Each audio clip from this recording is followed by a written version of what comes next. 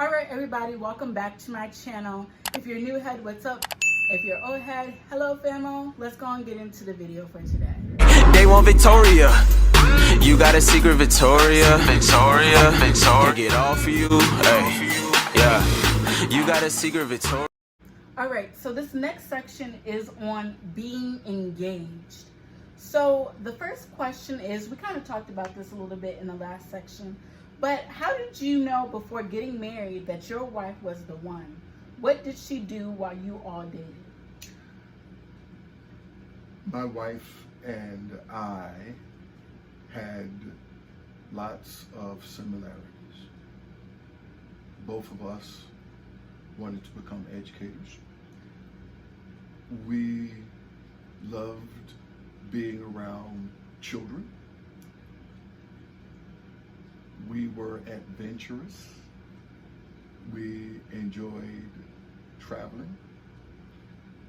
We were both funny people, jokesters, and we had lots of dreams.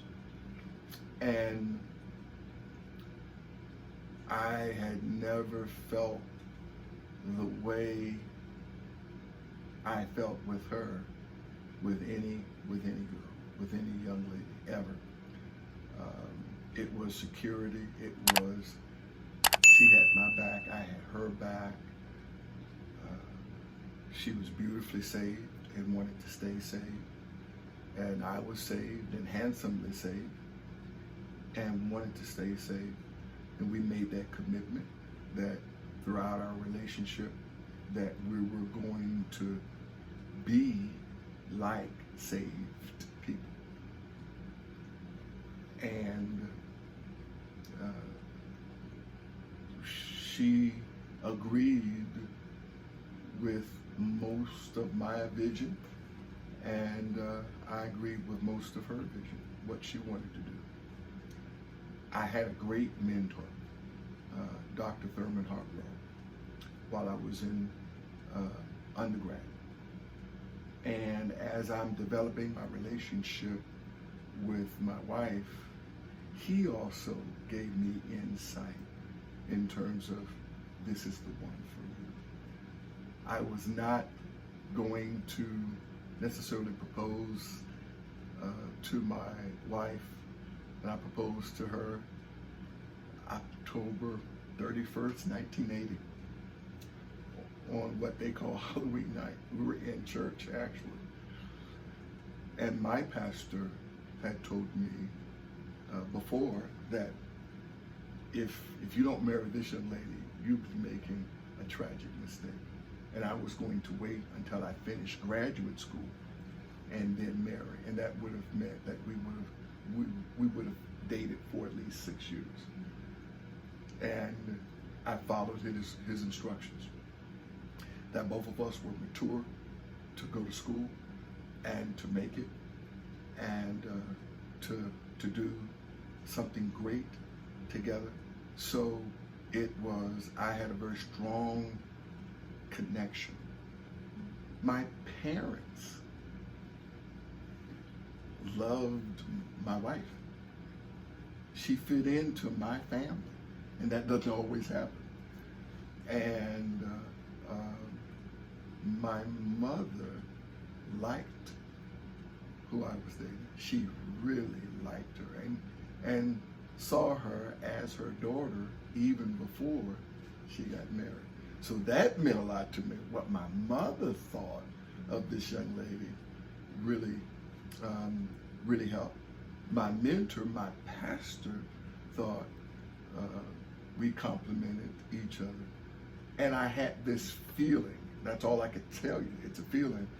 I call it love, but I don't know if it was love. But it was a feeling that I could not live without her. Wow. I really could not live without her. And I didn't want to live without her. If I was going to be some great person, then I wanted her celebrating that. And she definitely was going to be someone great. And I wanted to be there to celebrate her accomplishments in life. And for my wife to finish school understanding her background, it was a great accomplishment in her family.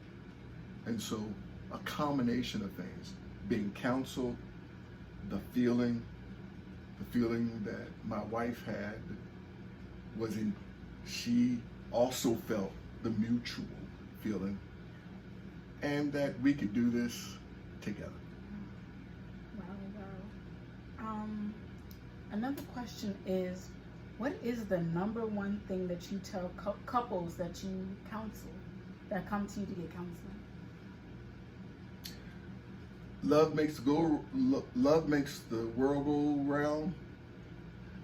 It doesn't always make relationships go round.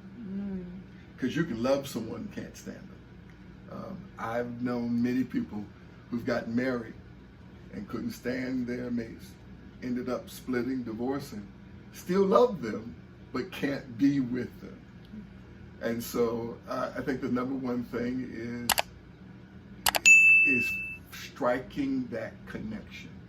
What is it that you have that's similar? Common goals, a common vision. Then that other piece is communication. Communication is so vital. The third has to be fidelity. Love is in there. Love is in all of that.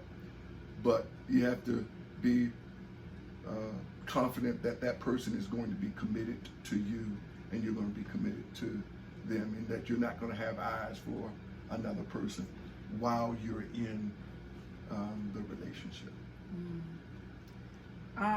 So with a connecting question, do you suggest counseling? If so, when do you suggest that couples should get that counseling?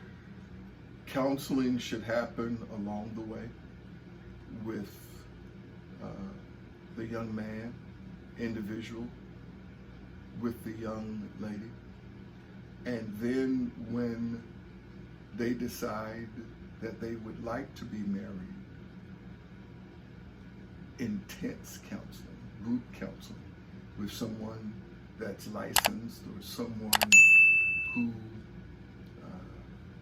knows and understands the ramifications and the complications of relationships. Sometimes people use spiritualists. What I mean by spiritualists, pastors, ministers, and things of that nature. But it's also good to receive some counseling from someone that is neutral, someone that is trained in either psychology or counseling and in relationships, that can see the signs of this. These people can make a good couple, or it may not be. There's some yellow blinking light that this might not be a very strong relationship. So with those people that I marry, because I'm also a pastor, I require them to be involved with at least 7 counseling sessions. At least 7. I won't marry them less than 7 counseling sessions. And those counseling sessions generally last for 2 hours. Wow. So the people, the young man and the young woman, are putting in at least 14 to 15 hours in counseling. That's group counseling. And then I require at least 2 sessions that are individual.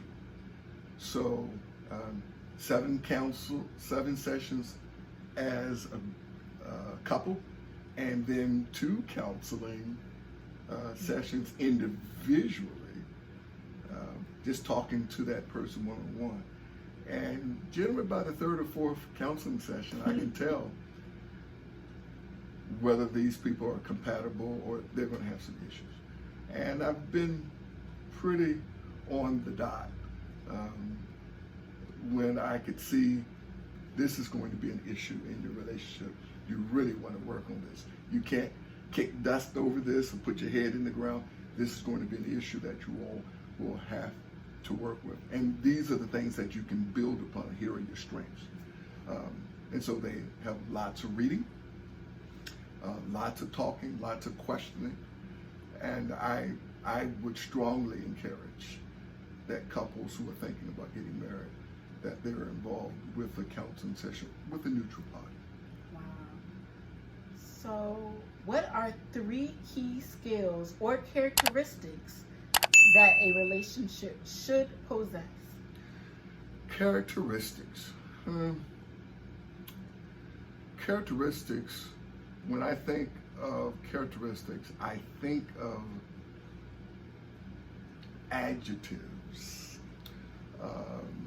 that would describe what a person believes, what their standards are. First characteristic, flexible. Relationships change. I've been married with my wife now almost 40 years. And it's not the same when I married her in 1985. It's not the same. Not the same at all. It's changed. I thought I loved her in 1985. In 2020, I know I love her. And we had to be flexible. When our goals didn't come to fruition, we had to learn how to bend and adjust. The second thing is forgiving. Learning how to let go. To forgive yourself, to forgive your mate when they cause anger. And then I think that third characteristic is having fun. You've got to enjoy this. It's a journey. And I believe the journey should be a lifetime. And so having those happy, funny moments and learning how to, even after horrible things, learning how to laugh after them. When good things happen, learning how to laugh and how to go through. So those are the 3 characteristics I think great couples should possess. The next question that I've seen pop up a couple of times, and is, how do you deal with your partner's parents, and what do you do when they don't respect you?